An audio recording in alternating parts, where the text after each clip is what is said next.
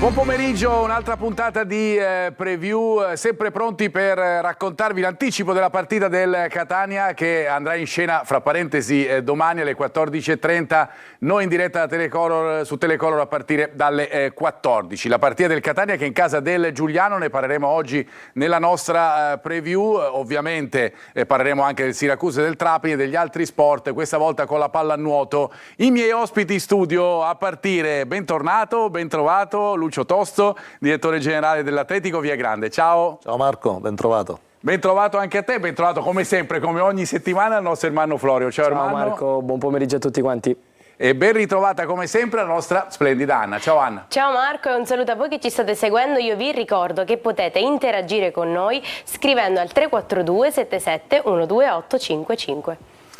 E io Anna, indovina un po', torno subito da te perché voglio il programma da te, il programma della giornata che si inaugura proprio con la partita del Catania, ma c'è un programma interessante in questa nuova giornata. A te.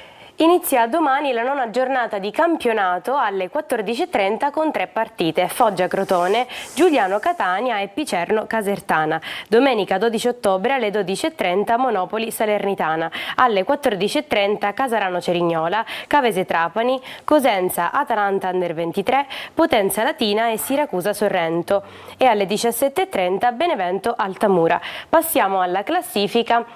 In testa Salernitana con 19 punti, segue Benevento 16, Catania, Cosenza, Casarano 15, Crotone 14, Potenza, Monopoli 12, Casertana Latina 11, Cerignola 10, Picerno 9, Altamura 8, Sorrento Foggia 7, Giuliano 6, Trapani, Atalanta Under 23, Cavese 5, chiude la classifica il Siracusa con 3 punti. Grazie Anna, ritorno da te fra poco per avere indicazioni anche di quello che pensano i nostri telespettatori. Intanto voglio sapere quello che pensa Lucio Tosto della classifica che hai appena visto e dell'inizio del campionato, visto che è la prima volta che vieni qui a preview dell'inizio del campionato del Catania e di questo trittico di partite contro squadre campane che aspetta i rossazzurri a partire ovviamente dalla partita di domani. L'inizio del campionato del Catania penso sia in linea con i programmi societari. Il Catania è terzo in classifica, un campionato di vertice, stona soltanto una sconfitta, ma non tanto per la sconfitta, per come è arrivata, per il risultato, la sconfitta di Cosenza. È l'unico neo di questo inizio del campionato, non tanto i pareggi, perché voglio dire la C1. La C è un campionato così difficile dove a volte il pareggio va bene pure, per certe partite bisogna muovere la classifica perché è un campionato così lungo e così difficile e dove poi concorrono tanti fattori per la vittoria del campionato. Poi gli infortuni,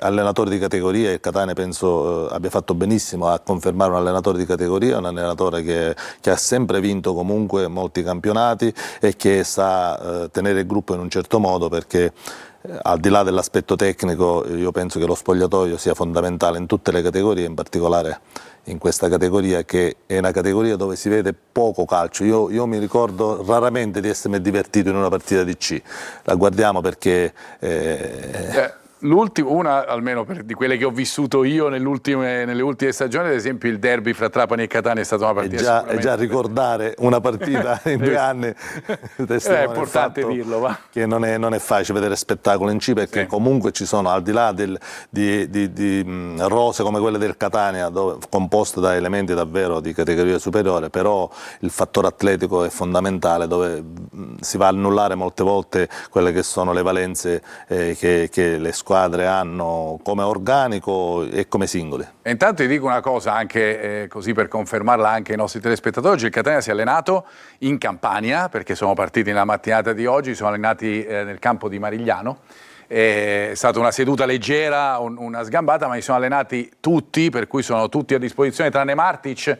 Questo per dare l'idea appunto di quella che è la situazione in questo momento. Parlavi degli infortuni, il recupero degli infortuni consente anche degli allenamenti diversi e degli allenamenti più completi, sicuramente è così. Sentiamo invece cosa ha detto Toscano, ritorniamo, facciamo un passo indietro a ieri per sentire cosa ha detto l'allenatore del Catania sulla partita con il Giuliano e anche su alcune dichiarazioni del presidente del del Catania che sono uscite sugli organi di stampa durante questa settimana. Sentiamo Toscano.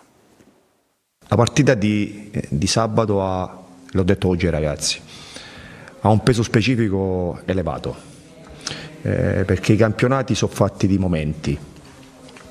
Questo è un momento dove devi passare attraverso questa partita, che ripeto, un avversario in un campo, ricordiamoci la passata stagione, difficile e ostico, una squadra che nel proprio campo ha sempre messo in difficoltà le avversarie, ed è il momento dove il peso specifico di questa partita è elevato, ripeto, i ragazzi lo sanno, dobbiamo arrivare pronti ad affrontare un avversario, una partita che in un momento particolare. Io ho letto le parole del Presidente, ha detto è molto fiducioso della squadra di quest'anno e di questo sono contento. Dell'altro pensiamo al Giuliano, poi la Serie A, la Champions League, pensiamo al Giuliano. Momento particolare, partita importante, questa col Giuliano l'ha ribadito più volte durante la conferenza stampa di ieri, Toscano. È un momento dove il Catania viene fuori da un periodo così in chiaroscuro, ha vinto meritatamente una partita che non era facile come si poteva pensare prima, quella là col Siracusa, anche non brillando, ma è questa la categoria e queste sono le partite, e quindi dare continuità a questi risultati sicuramente, anche vedendo gli altri scontri che ci sono, potrebbe dare quello slancio che al Catania venga in questo momento. È chiaro che sarà facilitato da una cosa, che sono il rientro di tutti gli infortunati, specialmente in una zona del campo particolare, la zona nevralgica, e poi però di contro troverà una squadra contro che si sa, uno contro il Catania e allora fanno tutti la finale di Coppa dei Campioni, e l'altro sarà un campo sicuramente difficile, il Catania verrà aggredito. Per fortuna dico io, questo lo dico io anche perché sarò chiamato a commentare la partita, per fortuna non si gioca in notturna perché su quel campo lì è veramente difficile per i giocatori ma anche per chi racconta la partita. È una prova di maturità, forse voleva dire questo, sì. L'allenatore, una prova di maturità dove il Catania passare indenne da questa qua, addirittura fare il risultato pieno, potrebbe dare davvero quell'entusiasmo e quei punti anche alla fine che servirebbero sicuramente anche per la punti classifica. che servono. Tra l'altro un discorso, il peso specifico si alza principalmente per un discorso motivazionale, no, di testa.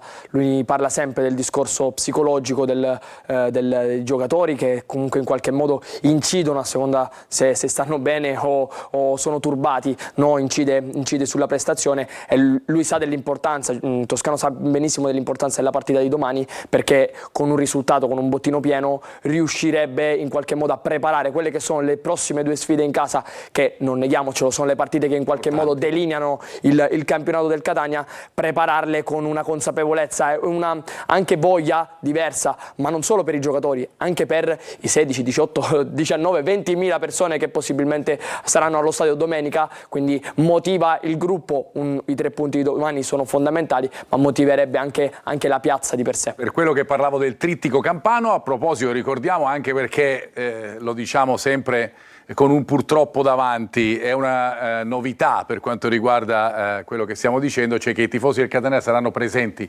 a Giuliano, circa 500 tifosi del Catania, non ci sono limitazioni, e questo è veramente in questi campionati una novità per quanto riguarda i tifosi del Catania. A proposito di Catania, c'è un giocatore che sta stupendo tutti, a parte Lunetta, ne abbiamo decantato le lodi in lungo e in largo, ma certamente Gherardi, che sta facendo benissimo in difesa e si fa notare anche in attacco con 3 gol realizzati in questo inizio di campionato. Anna, a te.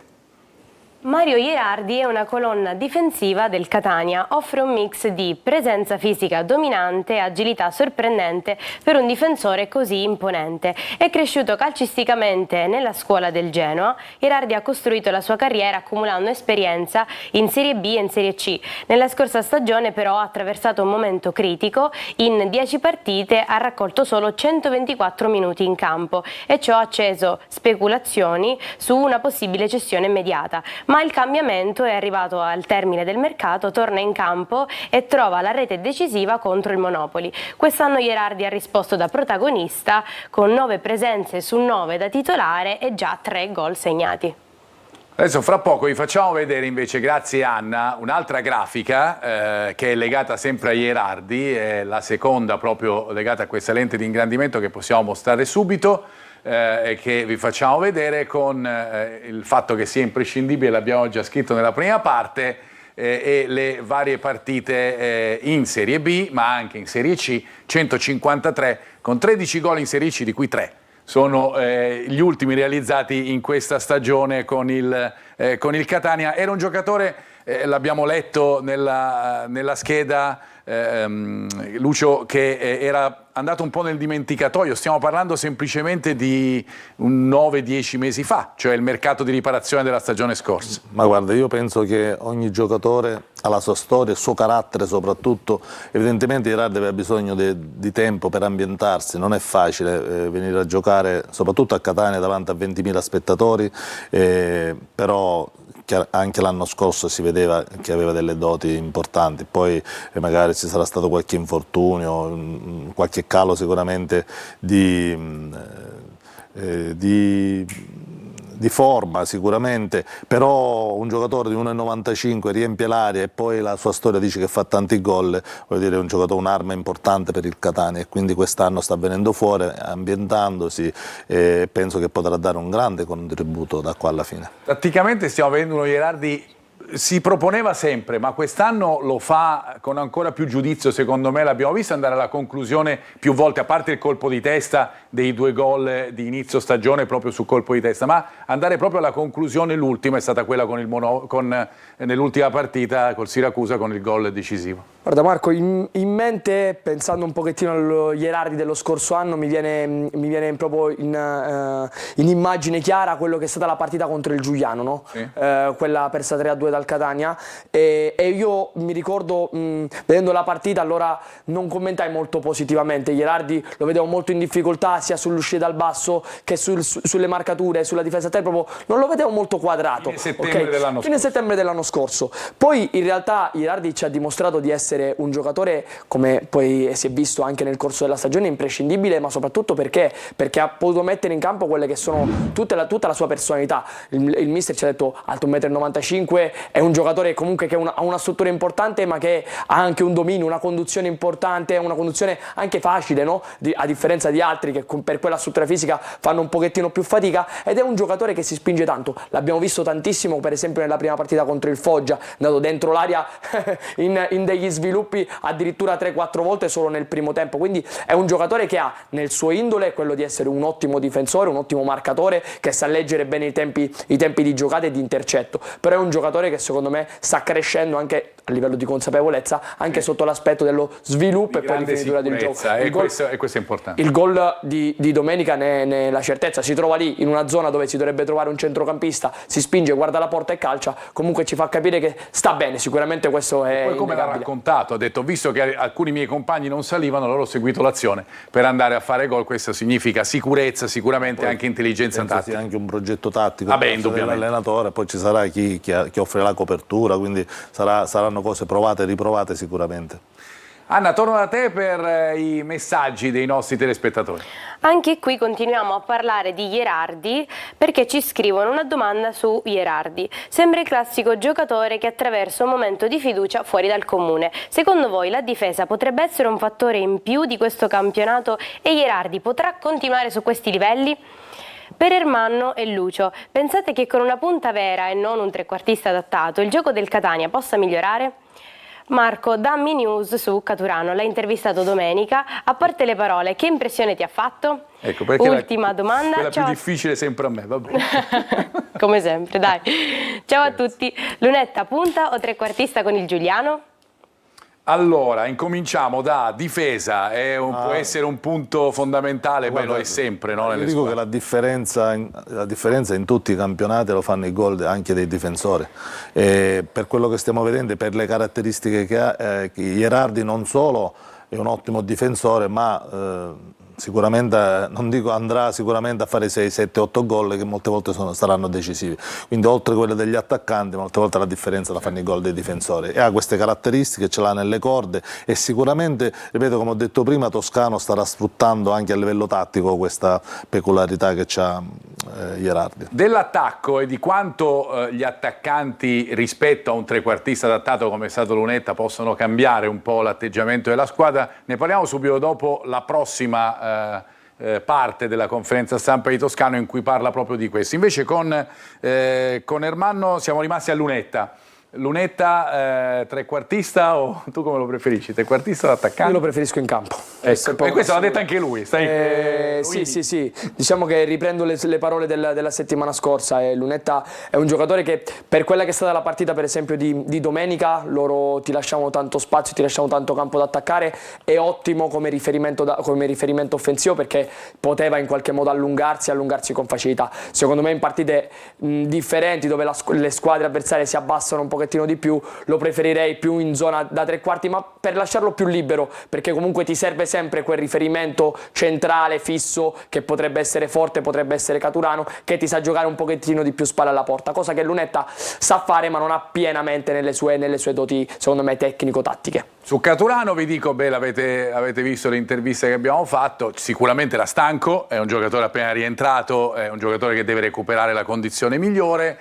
Certamente ci avviciniamo verso la possibilità di vederlo in campo per un tempo o per poco meno durante le partite del Catania, soprattutto la partita del Catania di domani. Ovviamente più cresce la condizione e più possibilità avremo di vedere Caturano fin dal primo minuto. Perché non sono solo gli allenamenti che fanno crescere la condizione atletica, ma il minutaggio in partita, quindi andrà a crescere anche il minutaggio in partita ed sarà l'arma in più. Anche se poi Toscano magari ci sorprenderà, lo butta all'inizio. Lo sai perché quando reduce da infortunio penso un po' cercherà di centellinare quello che sono, perché poi una ricaduta sarebbe drammatica. E ci sta. Allora andiamo a sentire proprio Toscano sull'atteggiamento tattico, la possibile variabile che qualcuno ha chiesto, il famoso piano B, no? Che certe volte sembra essere mancato al Catania per cambiare determinate partite. Sentite cosa ha detto Toscano.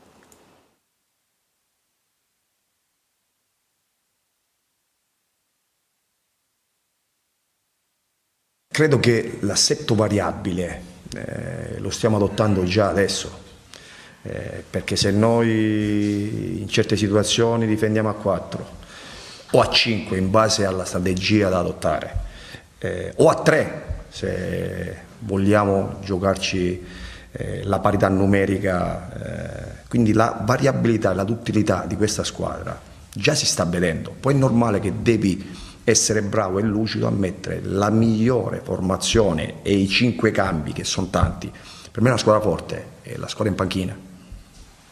Noi abbiamo dimostrato che quando siamo stati forti in panchina abbiamo vinto le partite, che vuol dire che tutti sono coinvolti, che tutti vogliono determinare, che in partite che magari devi alzare il livello e continuare a tenere alto il livello della partita l'hanno fatto. Le partite si vincono là. L'occupazione degli spazi con una punta più punta che tre quarti, che sviluppare certe situazioni in certe zone del campo. Nel calcio 5 cose sono che servono: quando hai la palla, quando non ce l'hai, quando la perdi, quando la guadagni, i calci piazzati. Devi far bene tutte queste cose, tutta la squadra, non solo i difensori, non solo i centrocampisti, non solo gli attaccanti. Ecco quello che ha detto Toscano, il numero 5 cambi e 5 cose che servono per giocare al meglio la partita. No, sono delle cose ovvie, avere piano B e piano C, un allenatore, ma deve avere gli uomini per fare questo. Okay. Il Catania ha avuto parecchi infortunati. Torno alla domanda di prima. Ha avuto parecchi infortunati. Punte di ruolo servono? Tante soluzioni non ha avuto e quindi ha fatto di necessità virtù. Ora ha tante alternative. Certo, il Catania, per come è strutturato ora, con Caturano dal primo momento, io personalmente preferirei dietro di lui 2 mezzale, 2 sottopunta, no? Uno di questi è Lunetta, e poi c'è da scegliere, lì c'è l'imbarazzo, veramente. L'imbarazzo, c'è tanta scelta. Allora, ritorniamo dalla nostra Anna per i messaggi ancora, perché ce ne sono tanti, andiamo a leggerne qualcun altro. Altra domanda per Lucio Tosto: che ne pensa di Raimo come mezzala destra? E ancora, allenamenti più intensi, competizione interna sana, con il recupero degli infortunati migliora di sicuro il lavoro della settimana, siete d'accordo? Altro messaggio: sono convinto che questo trittico sia decisivo se il Catania tiene nelle prossime 3 partite. Alla lunga, secondo me, Salernitana e Benevento potrebbero non reggere il peso. A voi. Il peso e il passo. Allora, Raimo? Sì, però bisogna vedere la strategia che ha in quella Poi partita. mezzala nel centrocampo, in questo centrocampo non è prevista, c'è il mediano. Voglio dire, assolutamente, però bisogna vedere la strategia, bisogna vedere il momento anche della partita in corso d'opera, se potrebbe servire, quindi sono tutte cose che a bocce ferme non possiamo dire.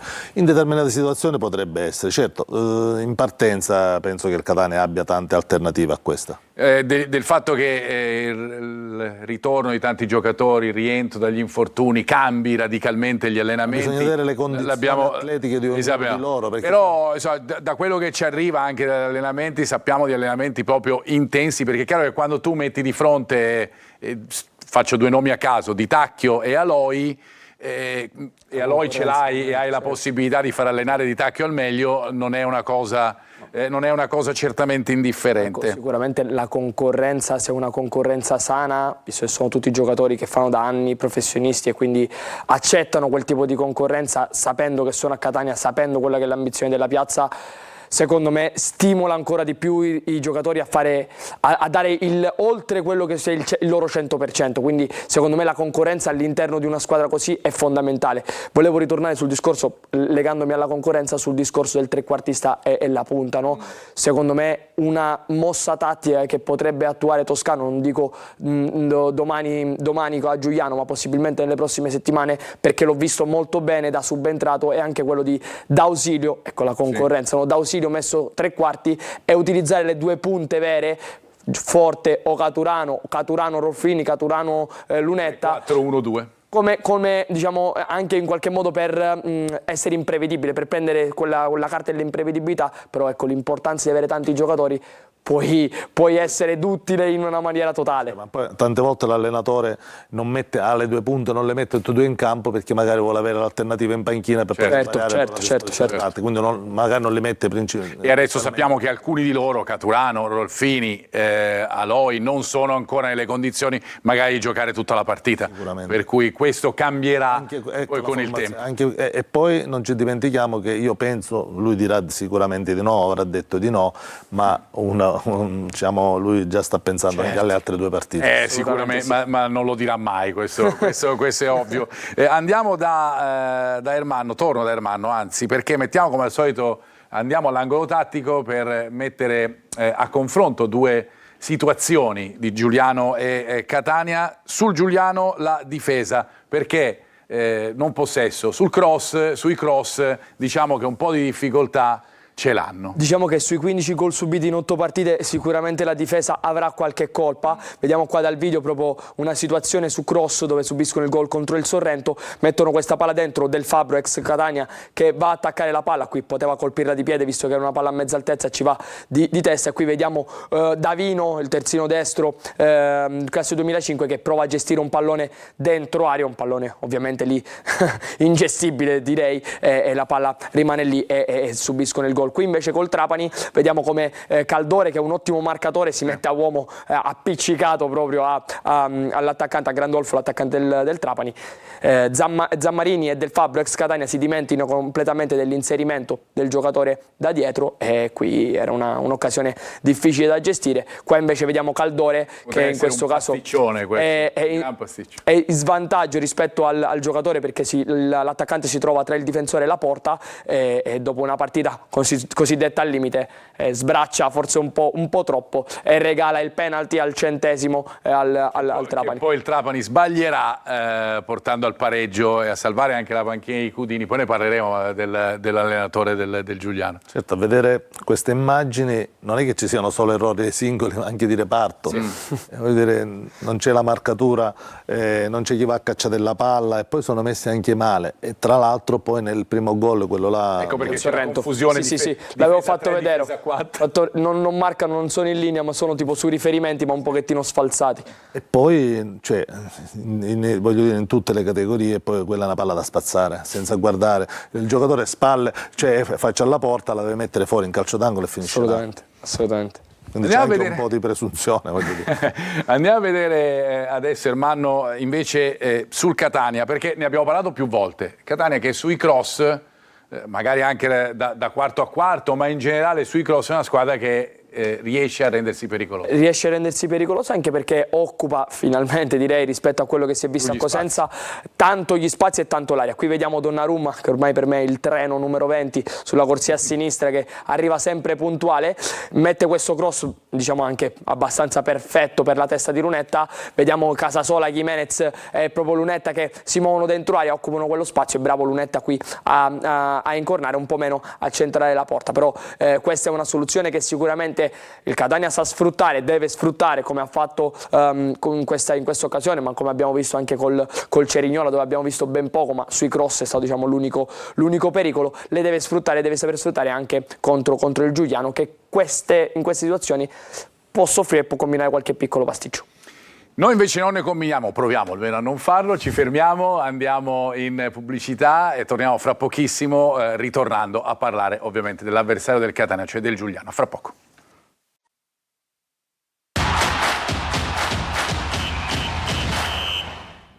Seconda parte della nostra preview, io andrei subito da Anna che ci legge altri messaggi e poi torniamo a parlare del Giuliano. Messaggio da Antonello il Mitico. Buon pomeriggio, nelle interviste Toscano parla di cambio di sistema di gioco durante la partita con il Siracusa. Potreste commentare voi soprattutto se il cambio ha funzionato? Buon pomeriggio, da domani inizia la riscossa del Catania, forza ragazzi e forza Catania.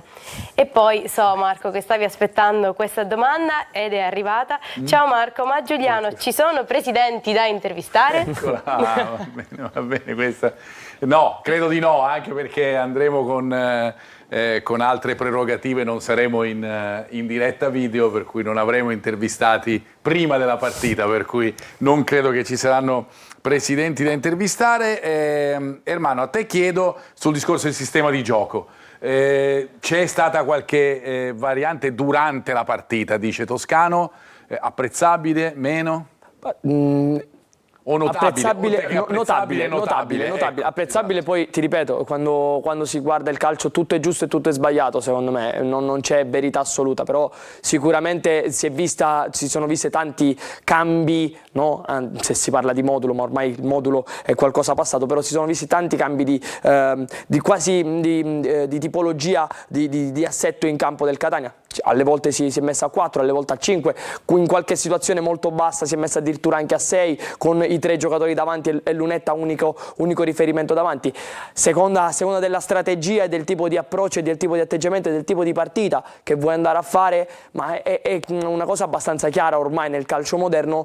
Non esiste più la difesa a 3, non esiste più la difesa a 4, a seconda di come vuoi coprire gli spazi, di come vuoi andare a attaccare gli spazi avversari, di come vuoi andare a colpire, no, in alcune zone l'avversario, ti strutturi la difesa, il centrocampo, comunque tutto l'asset della squadra in maniera differente, e ovviamente devi essere bravo nel caso in cui quell'asset viene letto, riconosciuto e gestito dall'avversario, lo devi modificare in corso d'opera. E c'è anche l'aspetto mentale, quello che Toscano di cui continua a parlare Toscano anche nelle conferenze stampa, soprattutto quelle pre-gara. L'ha fatto anche ieri, sentiamo proprio questa parte di intervista. Le partite che non sei al 100% devi stare al 100% mentalmente.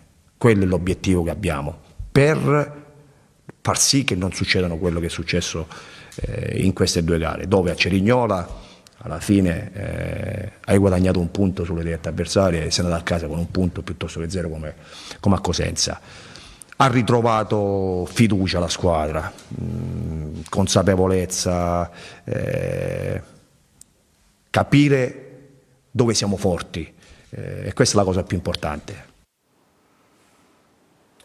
L'aspetto mentale, no? Ma è fondamentale. Soprattutto le partite in cui hai più difficoltà, le ha ricordate Cerignola, Cosenza. Ma più di ogni sistema tattico, più della difesa a 3, a 4, a 5, quello che vogliamo, è l'atteggiamento. E la partita di Cosenza ci insegna che se tu non vai in campo con la testa giusta, contro tutte le squadre, contro il Siracusa, contro anche l'ultima in classifica, allora paghi, in questa categoria paghi più delle altre, quindi l'atteggiamento è fondamentale. Penso che Toscano sia l'allenatore ideale per non far abbassare la guardia mai. È successo a Cosenza, ma probabilmente è stato un bene, perché è successo all'inizio del campionato e sono sicuro che non succederà mai più, perché penso che Toscano si sia fatto sentire e comunque Catania magari non ha fatto grandi partite, ma da quella partita diciamo, è entrata in campo con la testa giusta.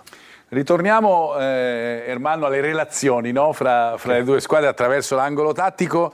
Sempre non possesso per quanto riguarda il Giuliano, con la palla che scavalca la linea e che certe volte crea delle difficoltà anche in questo caso. Sì, diciamo che per prerogativa e per caratteristica dei giocatori della difesa del Giuliano fanno un po' fatica a scappare all'indietro. Qui vediamo proprio col Sorrento una palla aperta buttata su verso il quinto posto, una caratteristica che avevamo letto del Sorrento tempo fa. Vediamo in anticipo il difensore, qui il difensore era Vaiola, che viene anticipato e poi vedi la difesa che non scappa, non segue la palla, lascia completamente. No, ma tra l'altro è in vantaggio Di almeno 4-5 metri ripreso. Per questo dico, le caratteristiche dei singoli non ti permettono di coprire bene la profondità, quantomeno devi accorciare o comunque scappare prima. Qui vediamo un'altra situazione su palla aperta dove il Giuliano soffre un pochettino di più, però vediamo la differenza, vedi, tra Milan, il classe 2006 in prestito dal Pescara, che riesce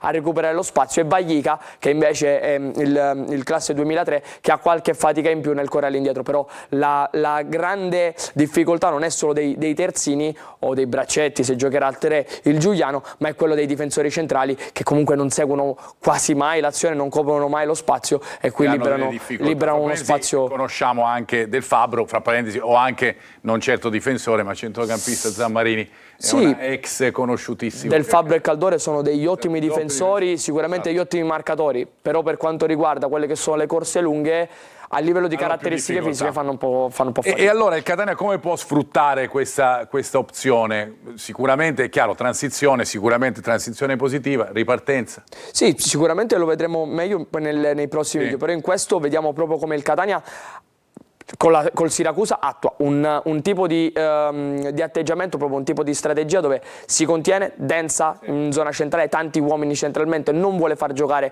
il Siracusa, soprattutto li fa giocare nella prima linea, ok? Però il centrocampo doveva essere ben occupato. Qui molto bene creano una vera e propria gabbia sul loro mediano che sta in qualche modo impostando, ed è bravissimo quel Catania poi a ripartire in transizione. Ecco l'importanza, no, della fase di non possesso e della fase di transizione in qualche modo negativa, che da negativa diventa positiva, e qui poi c'è l'1-0 del Catania. Qui altra situazione dove addirittura in zona palla, da palla ferma perché è una rimessa laterale, si trovano 8 giocatori in zona palla, esce addirittura Di Gennaro a seguire il suo riferimento. Vedi, ci sono più maglie rosso-azzurre che maglie verdi, questo ti permette di avere maggiore diciamo, probabilità di riconquista palla, e qui è bravissimo Lunetta a giocare nello spazio per Gimenez, che poi non trova la porta, però è bella questa giocata. No, stavo dicendo che come noi guardiamo le partite del Giuliano, sicuramente anche loro stanno vedendo queste immagini, quelle del Catania, e quindi anche loro attueranno la loro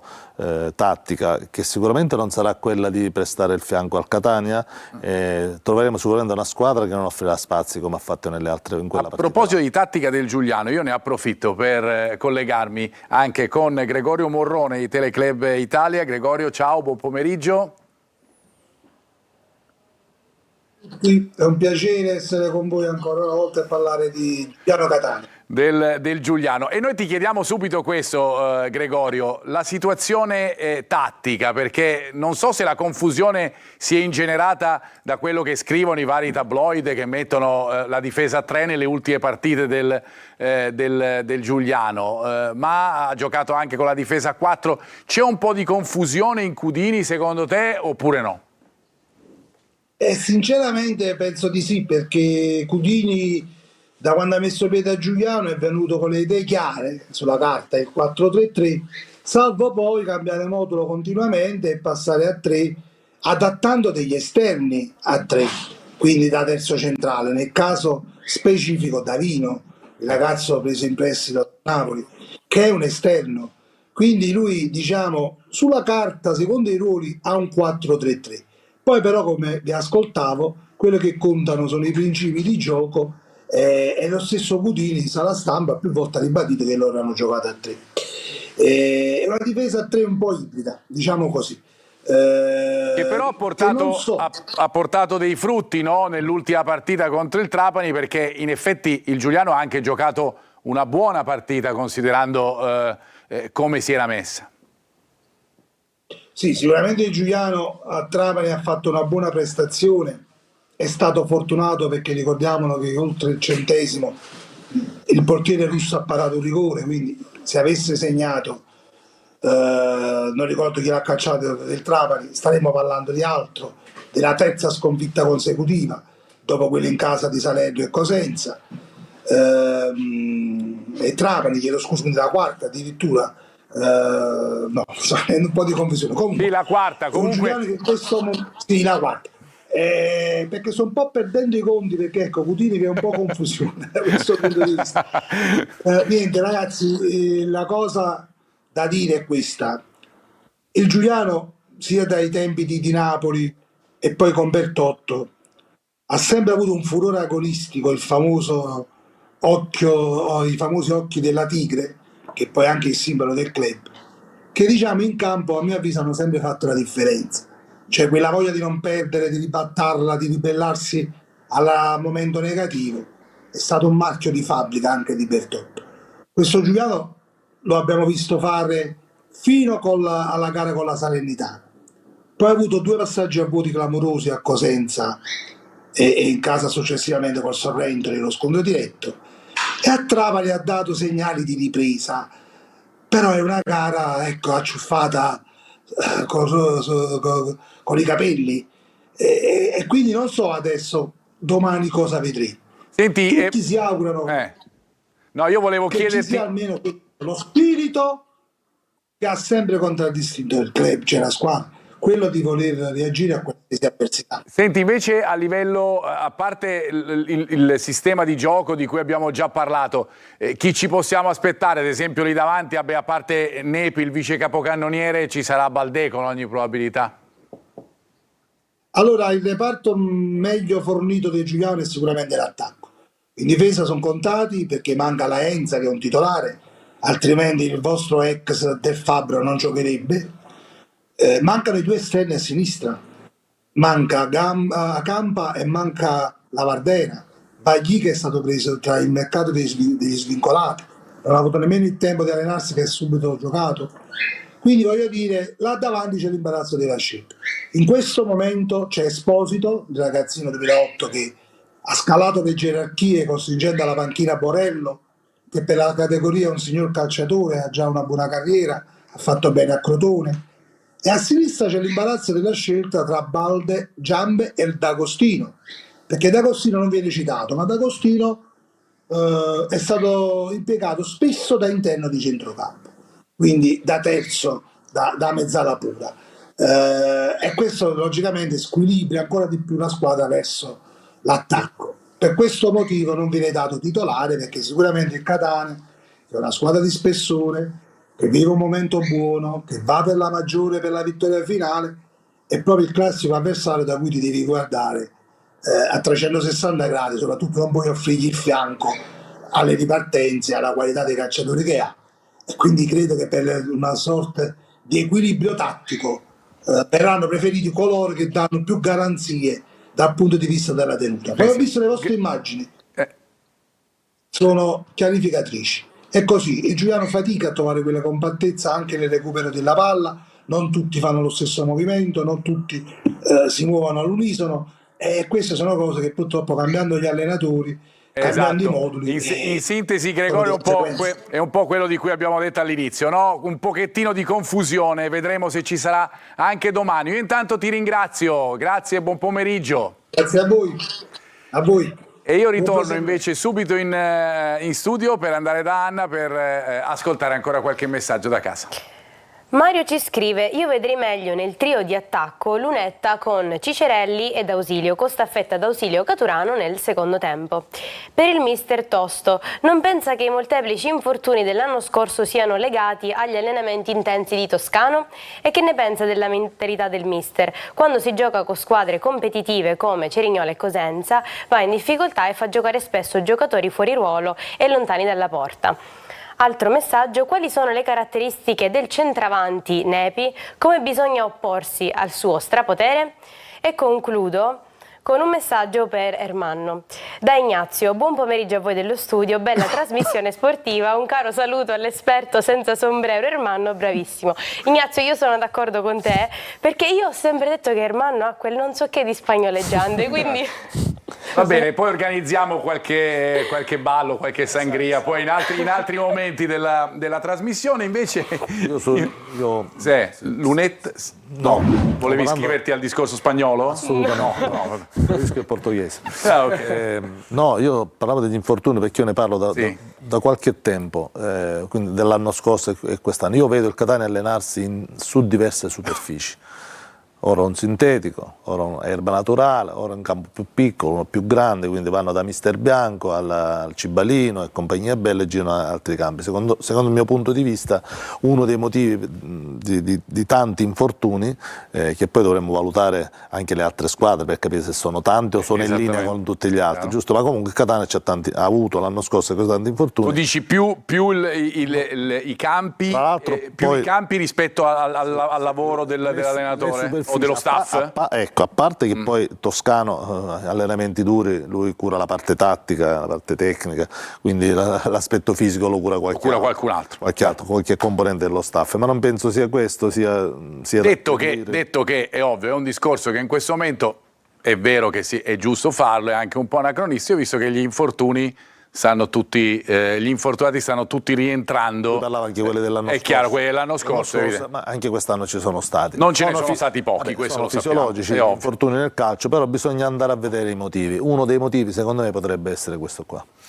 Per quanto riguarda Nepi ne parleremo fra pochissimo, sulle possibilità di ruotare i giocatori lì davanti, ce ne sono veramente tantissime, diceva l'ascoltatore Lunetta con Cicerelli e D'Ausilio, e poi Caturano è un'opzione, chissà mai, vedremo che cosa succederà invece domani e vi daremo la probabile formazione alla fine della nostra preview. Intanto torno da Ermanno, perché voglio parlare nuovamente della situazione difensiva del Giuliano. Linea in cui soffrono le giocate veloci, soprattutto il reparto difensivo, no? Sì, mi ha fatto sorridere un pochettino quando ha parlato di Del Fabbro, perché ce l'ha lanciato come se fosse qualcosa che non vogliono assolutamente a Giuliano, perché effettivamente nelle ultime 5 non ha fatto benissimo.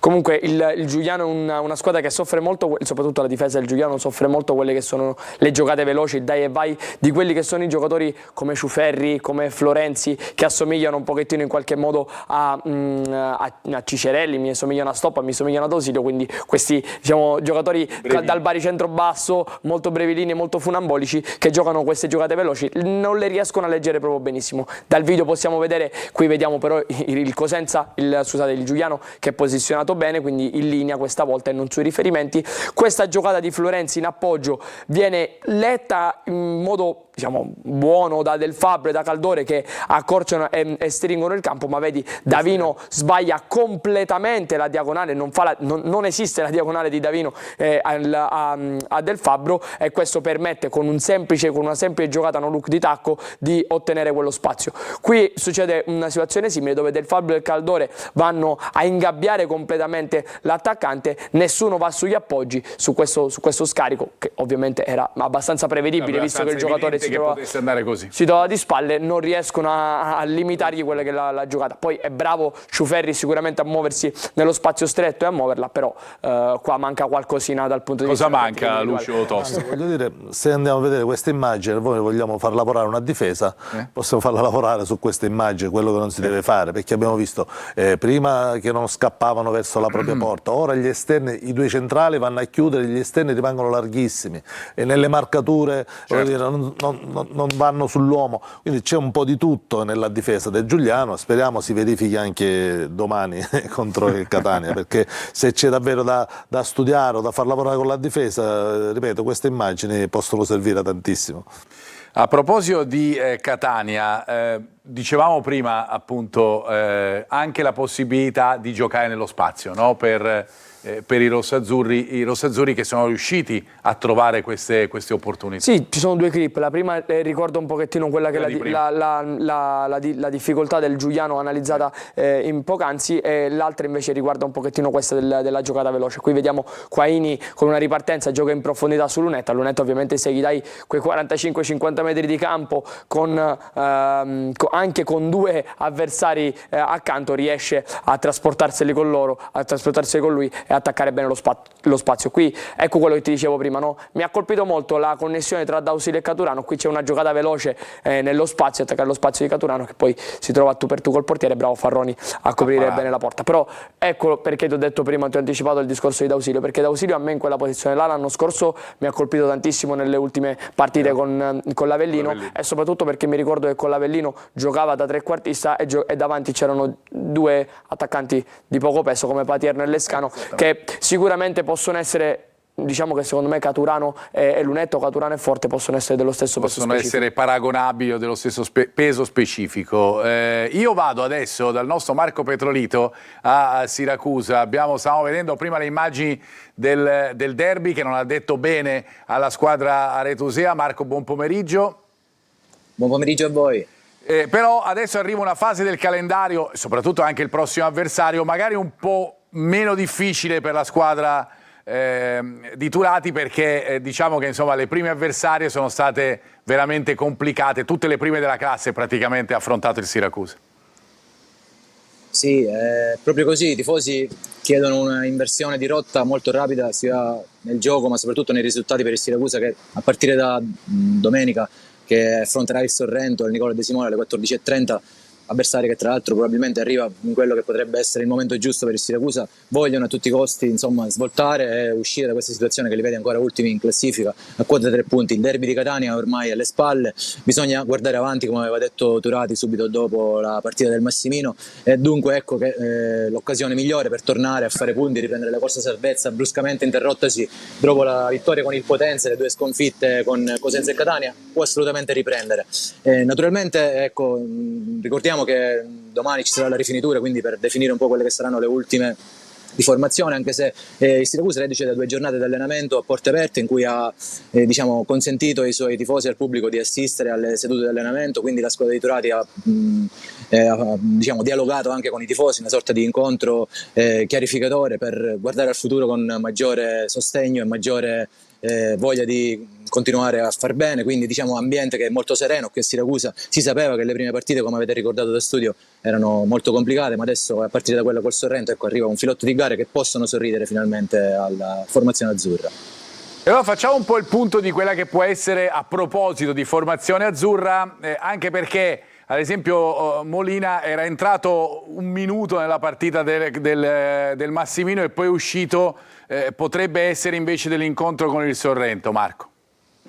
Sì, quasi sicuramente Molina rappresenta una certezza per l'attacco a Bulico. Finora, come abbiamo visto del Siracusa, non ha potuto dare il suo sostegno al Massimino per via di una botta alla testa che comunque ha superato abbondantemente il giorno stesso della gara del Cibali, quindi diciamo che è allarme rientrato per lui che giocherà in attacco. Diverse però sono le novità di formazione, anche in considerazione delle assenze dei due nazionali lituani Gudelevicius e Sciapola, che daranno luogo al arretramento di Limonelli a centrocampo e all'inserimento di Boracchi in difesa centralmente. Job fermo per un fastidio sarà fuori, quindi con Zanini che giocherà, si candida nel suo ruolo per una maglia titolare sul settore di sinistra. Come dicevamo, Candiano e Limonelli alle spalle di Parigini, Contini e Valente, qualche chance anche per Guadagni che è tornato ad essere a disposizione, e come anticipato tu la certezza Molina che appunto è recuperato dalla botta alla testa e dunque troverà un posto da titolare, si spera, finalmente nei suoi gol e nella sua presenza fisica, in una prestanza che potrebbe servire molto ecco, al Siracusa in vista della gara col Sorrento. Sorrento che, lo ricordiamo, gioca con un 3-5-2 molto compatto, ha saputo mettere in difficoltà diversi avversari anche di rango superiore, quindi non è una sfida da sottovalutare, nonostante rimanga per il Siracusa una gara abbondantemente alla portata e che qui in città tutti vogliono vincere. Ed è certo che sia così. Io ti ringrazio Marco, ci rivediamo venerdì prossimo, buon pomeriggio. Grazie anche a voi, buon pomeriggio, buon pomeriggio. Salutiamo Marco e andiamo invece da Anna, non una canzone che insomma molti di voi ricorderanno di Lucio Dalla? Di Lucio Dalla, esattamente. Andiamo dalla nostra Anna perché ci sono i messaggi dei nostri telespettatori. Ciao a tutti, a Catania è tutto più difficile. Non so se i rossazzurri sono più forti o più deboli di Salernitana e Benevento, ma in una piazza affamata dopo tanti anni di attesa diventa più complicato ottenere il risultato. Ci chiedono, ma è vero che c'è qualcuno interessato a Torre del Grifo oltre il Catania? E ancora, io farei giocare Raimo come mezzala destra con Casasola al suo fianco, quindi ripropongono un messaggio che avevano mandato prima. Beh, sul fatto della mezzala ne abbiamo già Forse intendono come interno di centrocampo, Sì. al posto di uno tra Quaini e Corbari, possibilmente con Casasola a destra, quindi intendono questo perché in realtà Casasola come quarto esterno. questo sì, come quarto esterno e Raimo mezzala. In realtà l'ha fatto quando era a Torino in primavera, in qualche piccola apparizione, però diciamo che di solito viene come mezzala, tu dici come mediano fondamentalmente. più che altro veniva là quando giocava col Torino, in primavera del Torino, stiamo parlando di parecchi anni fa, giocavano con un 4-3, lui qualche volta ha giocato come mezzala di destra, ma sempre diciamo qualche spezzone di gara, mai in realtà tutta la stagione, quindi secondo me dovrebbero riadattarlo perché lui è uno che fa il quinto, il quarto di centrocampo, il terzino sia a destra che a sinistra, ce l'ha fatto vedere anche molto bene, devo dire, la partita di domenica. Per quanto riguarda Torre del Grifo, a quanto ci è dato sapere ci sarebbe un gruppo di imprenditori, fra parentesi alcuni che hanno anche orbitato attorno al Catania o che orbitano attorno al Catania, qualcuno che ha avuto dei discorsi anche con Pelligra per alcune attività qua in Sicilia, che sarebbero interessati a fare un'offerta per Torre del Grifo. Ovviamente stiamo parlando di discorsi non ufficiali al momento, perché questo è, però ci potrebbe essere questa situazione, poi bisognerebbe capire in caso cosa deciderebbe di fare Pelligra. Un Torre del Grifo staccato dal Catania, io non penso neanche che ci siano le condizioni anche economiche, no? Perché c'è una grande... Torre del Grifo in questo momento è da rifare, quasi totalmente. E quindi se non c'è di supporto una squadra, una tifoseria, degli introiti, non lo so fino a che punto possa convenire a chi non ha il Catania prendere Torre del Grifo.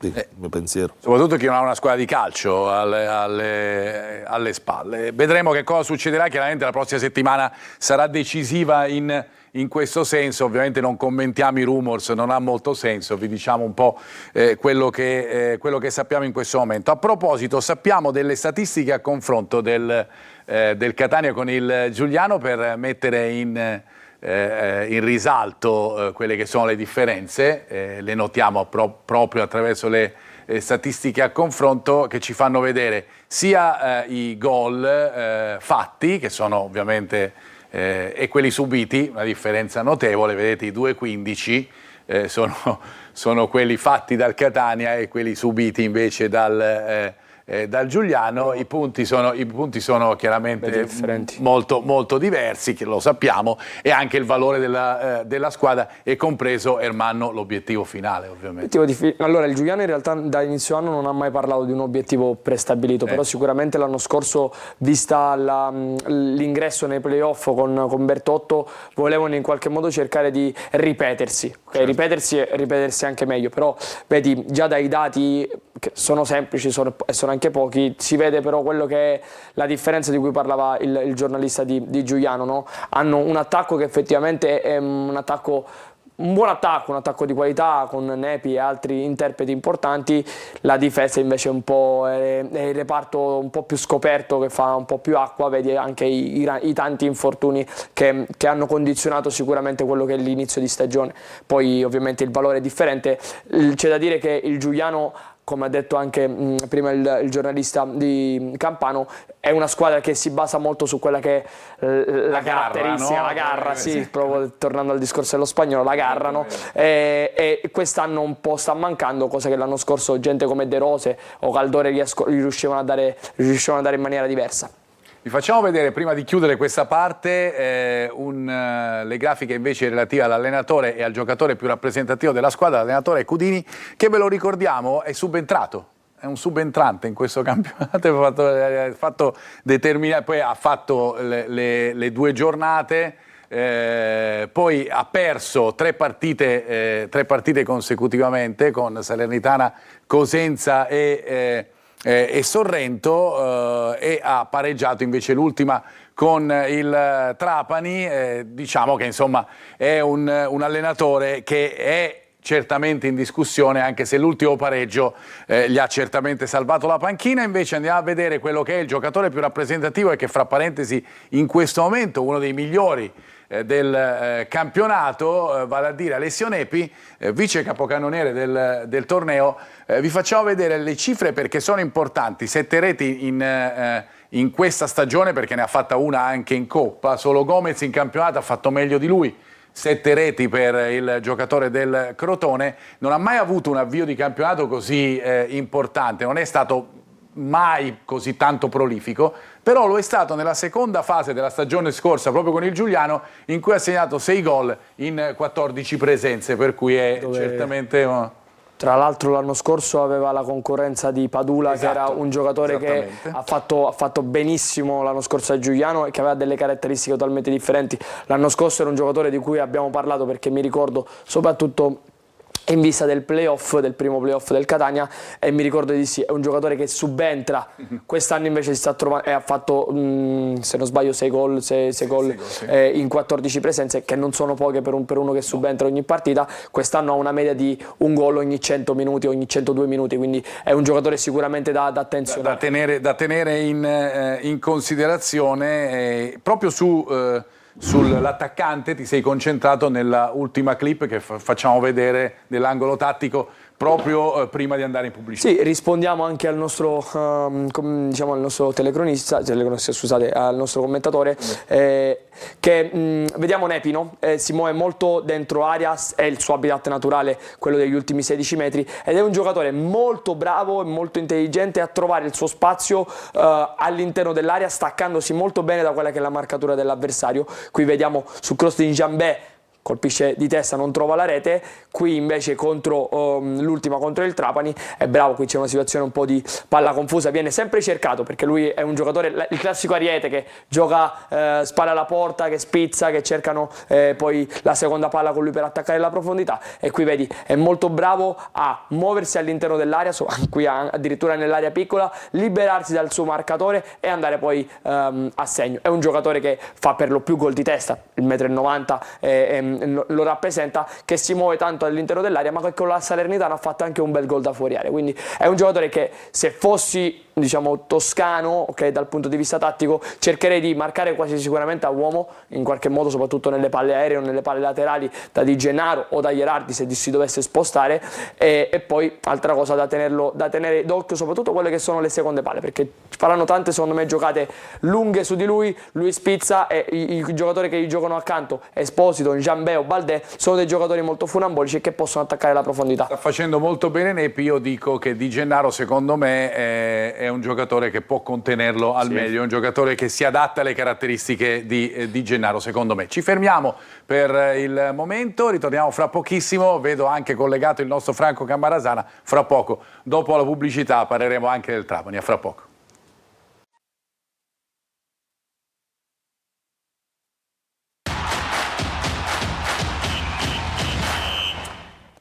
Terza parte della nostra trasmissione, vado subito dal nostro Franco Cammarasana. Franco, buon pomeriggio. Buon pomeriggio da Trapani. Allora, la partita che attende il Trapani con la Cavese, partita importante anche perché arriva dopo il pareggio, quello col Catania, quello col Giuliano, la sconfitta con il Benevento. Non è un periodo meraviglioso per il Trapani, no? No. Tant'è vero che in settimana sembra che Aronica, che tornerà in panchina perché ha scontato la squalifica, abbia lavorato molto sul piano psicologico. Intendiamoci, il morale della squadra non è al massimo, 3 punti nelle ultime 4 partite, soprattutto l'ultima, quella col Giuliano, quando al 97esimo hai l'occasione di vincere la gara e sbagli un rigore. Chiaramente questo sul piano psicologico influisce non poco. Tra l'altro contro una squadra che non è il massimo della categoria, anche se è una squadra, poi ne ne avete parlato diffusamente poco fa, una squadra da prendere, come si suol dire in gergo, con le molle, perché ha un buon centrocampo e poi ha questa accoppiata con Baldé e Alessio Nepi, che si trovano a memoria, per cui in grado fra l'altro di sfruttare le poche occasioni che magari hanno nel corso di una partita. E oltre che sul piano psicologico, chiaramente a Trapani si è lavorato molto anche per quanto in infermeria. Vi ricorderete, contro il Giuliano Aronica praticamente ha dovuto fare meno di 6-7 giocatori, alcuni dei quali molto importanti. Pare, almeno così mi dicevano dalla società, che abbiano recuperato buona parte di questi giocatori. Ovviamente non sono al massimo, intanto sicuramente sarà assente Nicolo, un giocatore su cui il Trapani faceva molto affidamento, ma il suo rientro è di là da venire. Ma poi per quanto riguarda Fischnaller, per esempio, dovrebbe essere la partita, così come i recuperi sembrano certi di Giron e Salines, due difensori di cui il Trapani ha molto bisogno, tra l'altro in un campo come quello della Cavese, che io conosco abbastanza bene, molto difficile. Stiamo vedendo, Franco, la probabile formazione del Trapani per questa partita. Esatto, sicuramente un 3-4-2-1 ancora confermato, anche perché Prosperi della Cavese adotta proprio questo metodo di gioco, per cui si giocherà a specchio. Azzandiamo la probabile formazione con Galeotti tra i pali, poi dietro Pirrello, Stramaccione e Salines, ma non è da escludere anche l'inserimento di Negro, che domenica scorsa era in panchina al posto di Stramaccioni. Poi a centrocampo Chiruan, Celeghin, Di Noia e Benedetti dovrebbero essere confermati, poi alle spalle di Grandolfo Canotto o Ciuferri, e poi Fischnaller, di cui si dice e sembra certo il rientro a disposizione, quindi al rientro in campo. Ripeto, è una partita difficilissima, perché contro nel derby con la Salernitana la Cavese ha disputato forse la migliore partita di questo inizio di stagione, a conferma che è una squadra in crescita, e quindi una squadra molto difficile da affrontare, soprattutto tra le mura amiche. Il Trapani non vince a Cava dei Terreni da 25 anni, credo. Quel giorno c'ero anch'io, ho detto tempi lontani. Ma ovviamente ci proverà perché deve assolutamente risollevarsi in classifica, e soprattutto deve dimostrare tutta la sua reale potenzialità, che non è cosa da poco, solo che fino adesso non ha espresso in maniera molto compiuta. Grazie Franco, buon pomeriggio anche a te, ci ritroviamo venerdì prossimo. Buon pomeriggio anche a voi.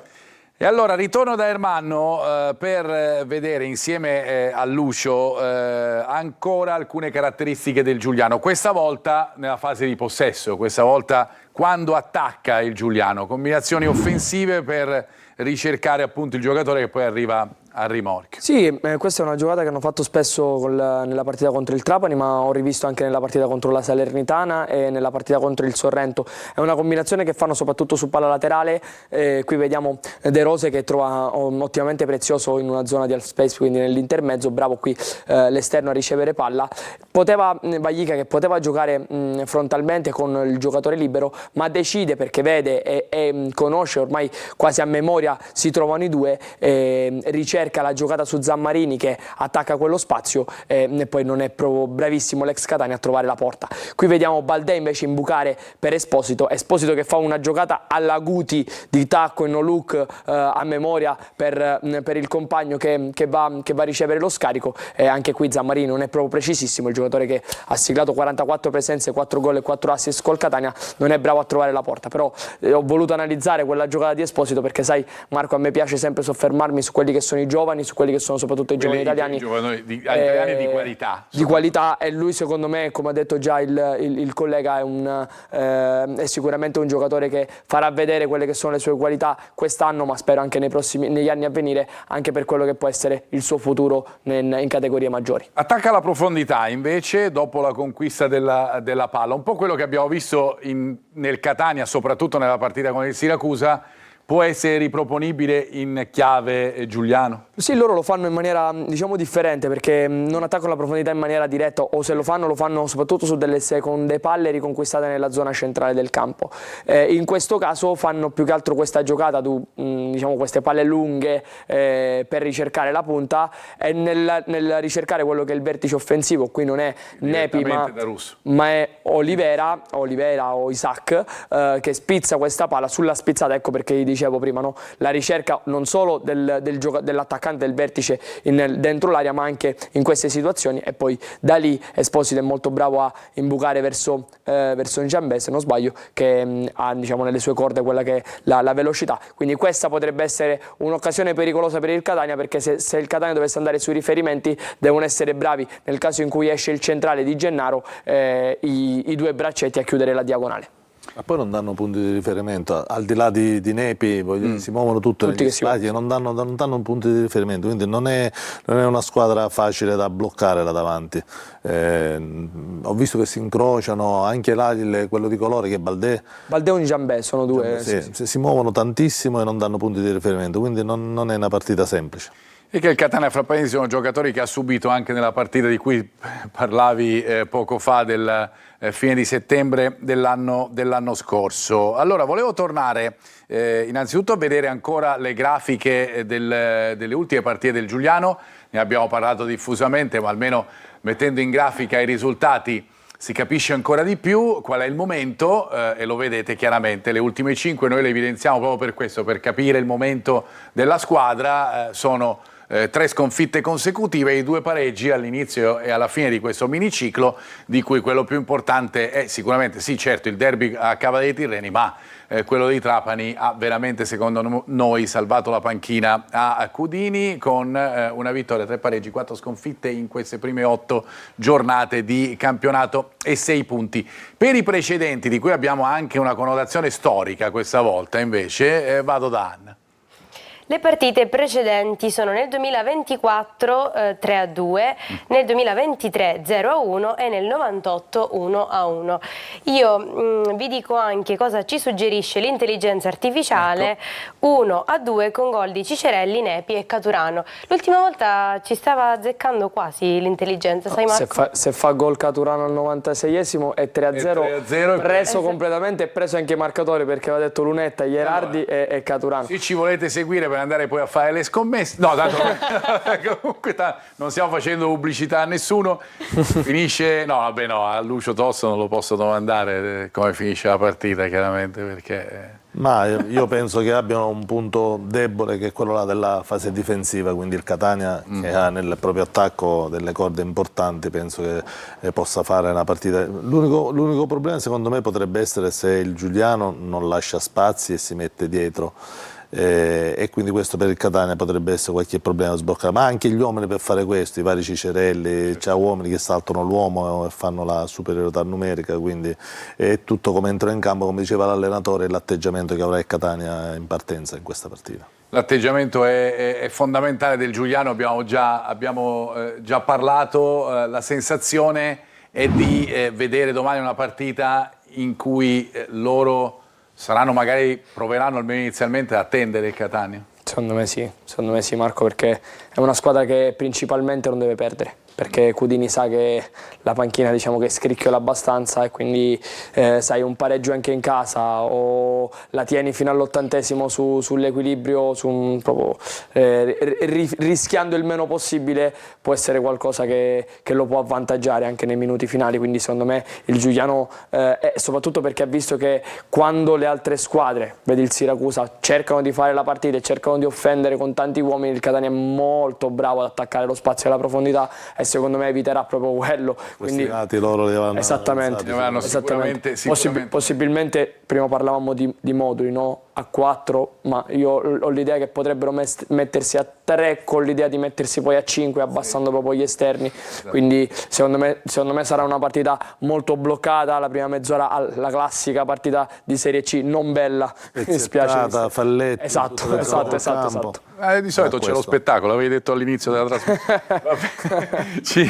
Ci fermiamo, ritorniamo fra pochissimo, perché parleremo anche di pallanuoto e pallavolo e poi le probabili formazione della partita di domani al De Cristofaro.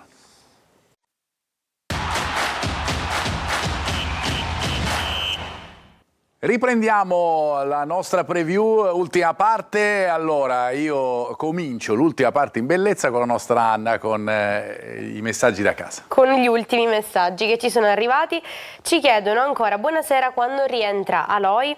Io sarei soddisfatto moderatamente della prestazione del Catania contro il Siracusa. Mi sono sembrati lenti e tatticamente messi male. Chiudo con l'ultima domanda di Greg. Buon pomeriggio a tutti. Non si è mai interessato nessuno a Torre del Grifo. Adesso che Pelligra ha formulato l'interesse, escono fuori i gruppi interessati. Ma qualcuno vuole giocare al rialzo? Stiamo parlando di cose non ufficiali, lo ricordiamo chiaramente. Per diventare ufficiali questo ci vuole la proposta depositata, insomma sappiamo quella che è l'offerta del Catania. Chiaramente per diventare ufficiali bisogna aspettare la prossima settimana e bisogna capire se sarà realmente così. Prima abbiamo detto, senza una squadra a supporto io penso che siano delle spese insostenibili per chiunque, anche perché c'è, oltre all'acquisto poi c'è rifare tutto, quindi per rientrare da queste spese, se non hai una squadra professionistica alle spalle, mi sembra una follia. Ovviamente poi bisognerà, ripeto, verificare, dovremo verificare, soprattutto nella prossima settimana, sarà anche a noi capire se questa cosa potrà andare in porto, se andrà in porto oppure no. Per quanto riguarda Aloy, ve l'abbiamo raccontato, il giocatore si allena da questa settimana in gruppo. Chiaramente bisogna aspettare un pochettino di tempo per rivederlo con i 90 minuti, insomma, per vederlo in campo dall'inizio della partita. Soddisfatto moderatamente della partita col Siracusa? Sul discorso del tatticamente lenti era, diciamo, secondo me l'atteggiamento del Catania, sì, si essere messo basso e aspettava, li voleva fare muovere. Sì. Su certi aspetti ha ragione un pochettino il telespettatore, perché in alcuni momenti, in alcune rotazioni il Catania ha lasciato degli spazi e ha lasciato delle possibilità per l'ingresso del Siracusa. Però ovviamente sei sempre comunque in terza serie, è auspicabile che qualcuno faccia qualche errore, che ci sia qualche piccola sbavatura, quindi la partita perfetta al 100% penso che in questa serie non la si vede mai, perché altrimenti i giocatori farebbero altre categorie.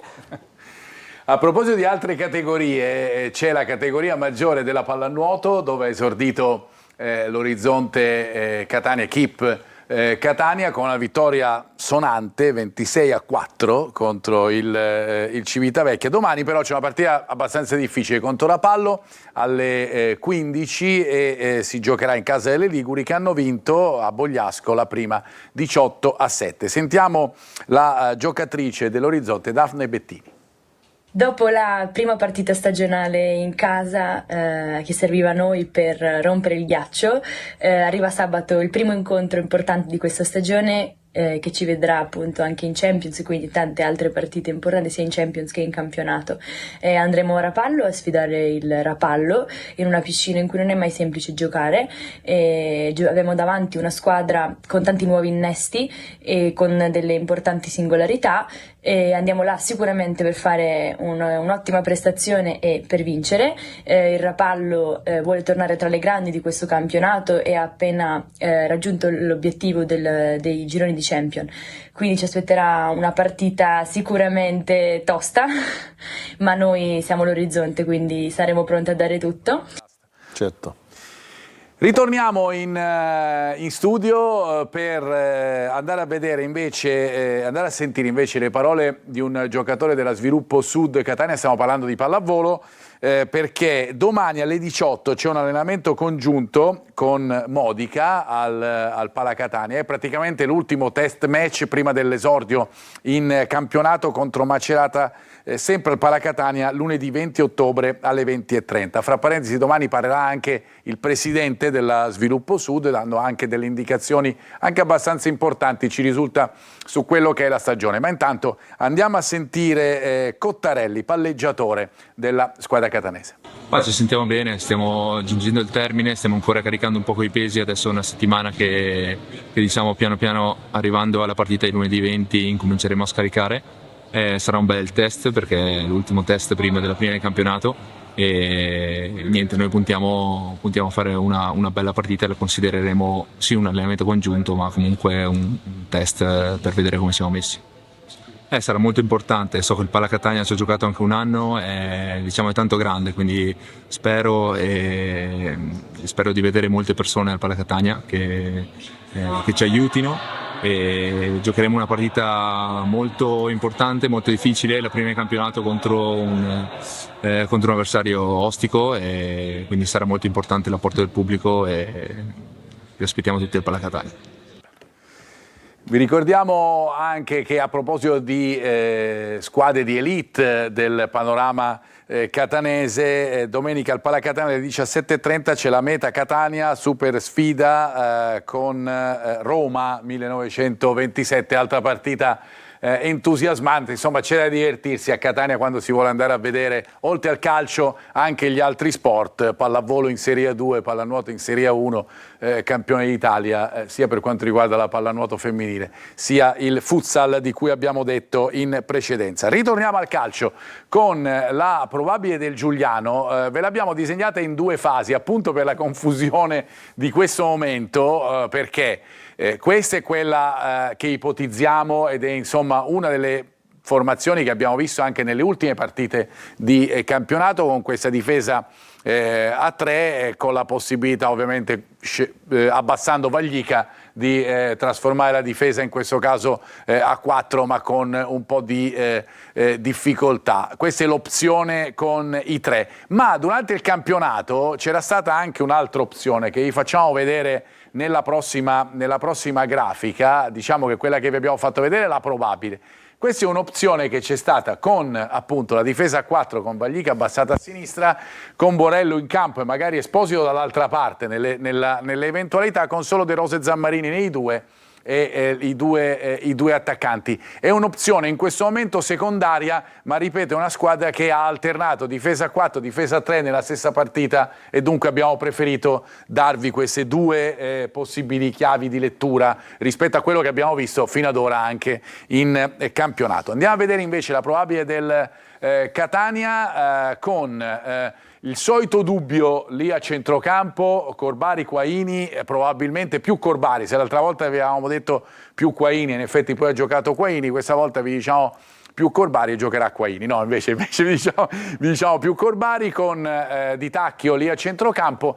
L'attacco dovrebbe essere Lunetta con Cicerelli con Forte lì davanti, e le opzioni ovviamente alternative che si chiamano soprattutto Caturano, che si chiama anche Rolfini, che si chiama Loi a centrocampo, oltre ovviamente a chi resterà fuori fa Quaini e Corbari, con Celli preferito ancora nel ruolo di braccetto di sinistra con Donnarumma esterno. Abbiamo da darvi ancora la grafica degli arbitri, questa per quanto riguarda la direzione di gara Mazzoni di Prato, e poi ci sono i due assistenti di Pistoia, ovviamente lo sapete, quarto ufficiale e operatore FVS, che sono vicini ovviamente alla zona dove si gioca la partita, per cui il quarto ufficiale di Nola e l'operatore FVS, anche lui nelle immediate vicinanze di Giuliano, che lo ricordiamo, fra parentesi, un paese enorme alle porte di Napoli, con circa 100.000 abitanti, per cui un paese veramente, un comune